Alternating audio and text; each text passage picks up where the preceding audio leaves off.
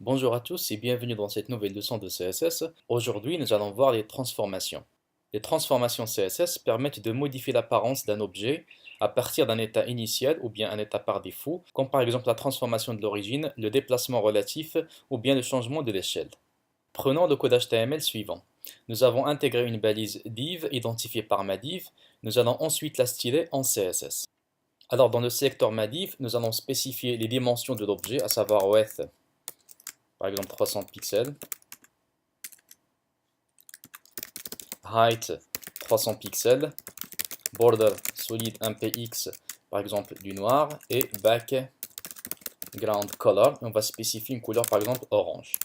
Bon, si on exécute pour voir le rendu, bon, on va obtenir un carré orange. On va essayer de le déplacer un petit peu vers le centre. Il suffit de mettre margin auto. Bon, ça va se centrer automatiquement. Maintenant, on va mettre une marge supérieure pour le faire descendre un petit peu plus en bas. Alors margin top, par exemple 100 pixels. Alors maintenant, l'objet que nous avons, ça ressemble à ça. Nous allons ensuite appliquer une pseudo-classe hover afin de pouvoir faire la différence entre l'état initial et l'état avec la transformation. Alors là,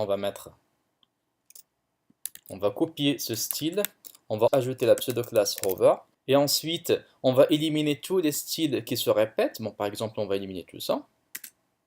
La première opération à faire, c'est le changement de l'origine. L'origine, c'est quoi? Parce que par défaut, un objet, quand il va se transformer, il va se transformer par rapport à un point d'origine. Ce point-là, c'est le point central. On appelle le point 50%, 50%, parce que ça constitue 50% de la largeur et 50% de la hauteur. Partant toujours du principe que l'origine de l'objet, c'est ce point haut à gauche. Pour changer cette origine, on va par exemple le placer dans ce point. Alors on va mettre transform origine 0, 0. Ça veut dire 0%, 0%. Et du coup, on a déplacé l'origine à ce point. Désormais, toutes les transformations que l'on va appliquer à cette div seront centrées par rapport à ce point. Bon, dans un premier temps, on va laisser l'origine par défaut, c'est-à-dire 50%. 50%. Ça, c'est la valeur par défaut. Alors, donc, même si vous ne déclarez pas cette ligne, l'origine sera comme ça. Nous allons maintenant essayer de transformer la position de l'objet. L'objet, il est là. Je voudrais quand je le survole qu'il se déplace, peu importe l'orientation que vous souhaitez. Alors là, on va mettre transform, deux points, on va mettre translate. Translate est une valeur CSS qui permet d'accepter des paramètres. C'est un petit peu comme une fonction. Il va accepter par défaut deux paramètres, à savoir le paramètre que l'on va appliquer sur l'axe des X et le paramètre que l'on va appliquer sur l'axe des Y. Imaginez par exemple que j'ai mis ici 100px, 50px. Alors l'objet maintenant, quand je vais le survoler, il va se déplacer de manière relative, ça veut dire par rapport à sa position initiale, de 100 pixels et 50 pixels vers le bas. Quand j'exécute, alors on voit bien que l'objet se déplace de cette manière. Bon, pour mieux voir l'effet, on va ajouter une transition. Alors all, par exemple 0,5 secondes.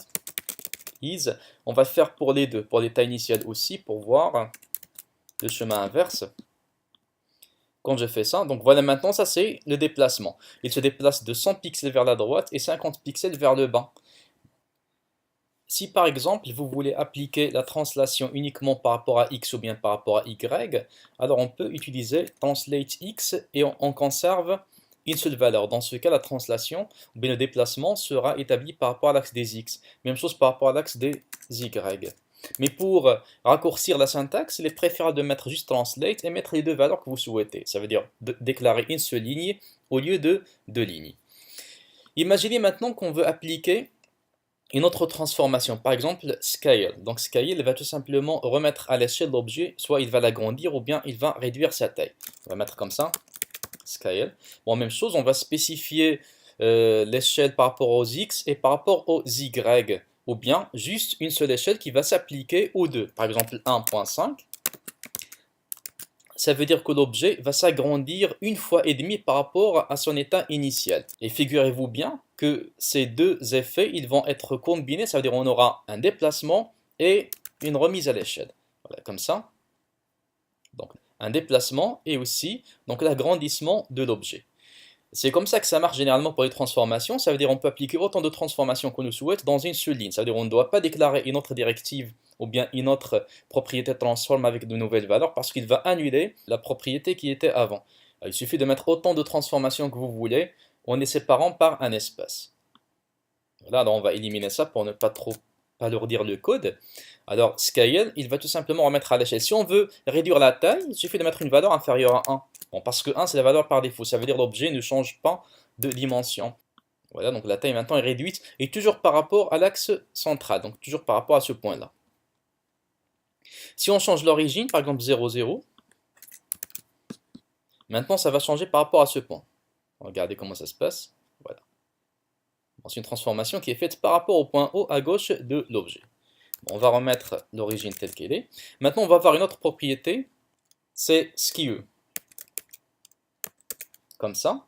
Bon, pour skew, normalement, il est recommandé de mettre skew x et skew y. Cependant, rien ne nous empêche de mettre les deux valeurs. Skew, il va tout simplement déformer l'objet en lui appliquant une inclinaison. Par exemple, on va mettre ici 30 degrés, et là, on va mettre 30 degrés aussi. Ça veut dire 30 degrés par rapport aux x et 30 degrés par rapport aux y. Quand on actualise, on va voir que l'objet est déformé de cette manière. Donc il y a une inclinaison de 30 degrés, voilà, par rapport à l'axe horizontal, et aussi de 30 degrés par rapport à l'axe vertical qui est là. Maintenant, on va voir rotate pour faire pivoter l'objet. Rotate, on va lui appliquer une valeur en degrés, par exemple 45 degrés. On appelle ça une rotation par rapport à l'axe des Z. Vous vous souvenez peut-être du positionnement de l'objet, on a dit que l'axe des Z c'est un axe virtuel qui sort de l'écran. Alors maintenant, la transformation sera faite d'une manière plane, en 2D en quelque sorte. Bon, quand j'actualise, alors la transformation se fait de cette manière dans le sens horaire et pas le sens anti-horaire. Voilà. Si on veut établir une transformation 3D en quelque sorte, alors il suffit de mettre la transformation par rapport aux X et par rapport aux Y. Bon, transformation par rapport aux X de 45 degrés, ça va donner ceci. Bon, on constate bien que ça ressemble un petit peu à l'effet scale. Ça veut dire c'est comme si on a changé l'échelle de l'objet. Mais en réalité, c'est bien une rotation. Sauf que les perspectives ne sont pas visibles et du coup, on n'imagine pas que c'est une rotation. C'est pourquoi on va ajouter les perspectives. Et ça aussi, c'est une valeur que l'on veut ajouter à la propriété transform. Voilà. Perspective, n'oubliez pas de mettre un espace et vous mettez une distance. On appelle ça une distance référentielle, ça veut dire la distance virtuelle qui sépare l'observateur de l'objet. Plus la distance est grande, plus les perspectives sont moins visibles. Et plus la distance est réduite, plus les perspectives s'accentuent et ils deviennent plus visibles. Alors là, on va mettre pixels. Voilà, on va mettre 500 pixels. Généralement, il faut prendre une valeur qui est supérieure aux dimensions pour ne pas avoir des déformations inattendues. Maintenant, quand j'actualise, on constate bien que la rotation est maintenant perceptible. Ça veut dire que c'est bien une rotation qui est faite par rapport à l'axe des X. Même chose par rapport à l'axe des Y. Ça donne ça, et toujours la rotation, c'est par rapport à ce point, le point central. Bon, si on va avoir l'impression d'une porte qui s'ouvre, alors il suffit de déplacer l'origine ici. Donc pour les X, on va mettre 0. Pour les Y, on va laisser 50% pour être au milieu, au niveau vertical. On exécute. Alors, on a bien l'impression que c'est une sorte de porte qui s'ouvre. Bon, pendant qu'on y est, bon, je vais ajouter un autre effet qui ne fait pas vraiment partie des transformations, mais c'est ce qu'on appelle l'ombre portée. Alors maintenant, on va enlever ça. Ces transformations, je vais carrément les enlever. Je vais conserver que la transition. Alors, on va mettre la propriété box shadow avec 4 paramètres qui sont séparés par un espace blanc. On va mettre les valeurs suivantes, 50px, 50px, 50px, RGB1, 0, 0, 0, 0.3. Voilà, on va faire la même chose pour l'état initial. Maintenant, on a une ombre qui ne change pas, donc même si je survole, parce que les valeurs sont les mêmes, j'exécute, bon, ça donne ça. Bon, quand on survole, il ne se passe vraiment rien. Vous avez bien vu une ombre qui est apparue ici. Voilà. Alors, comment réussir cette ombre? C'est grâce aux paramètres suivants. 50px, 50px, c'est-à-dire les deux premières valeurs, ils représentent l'étendue de l'ombre sur les x et l'étendue sur les y. Une valeur positive va décaler l'ombre vers la droite, et aussi pour les y, il va décaler vers le bas. Si on prend une valeur négative, par exemple moins 50, alors maintenant l'ombre sera du côté gauche de l'objet de cette manière. Même chose pour les y. Alors maintenant on va laisser la valeur 50. La troisième valeur, qui est 50 pixels, c'est ce qu'on appelle la transition de l'ombre. C'est-à-dire que pour passer de la couleur que j'ai spécifiée dans RGB, dans ce cas c'est le noir transparent, pour passer du noir transparent qui est juste à côté de l'objet, à de la transparence parfaite, j'ai besoin de 50 pixels. On appelle ça la transition de l'ombre. Maintenant, on va changer les valeurs dans l'état survolé. Dans ce cas, l'ombre, il va passer au côté opposé avec une certaine animation qui donne l'impression que la source de lumière est en train de changer. Quand je fais ça, regardez maintenant, l'ombre, il passe de cette manière. Ce sera tout pour cette leçon. Merci pour votre attention et à la vidéo prochaine.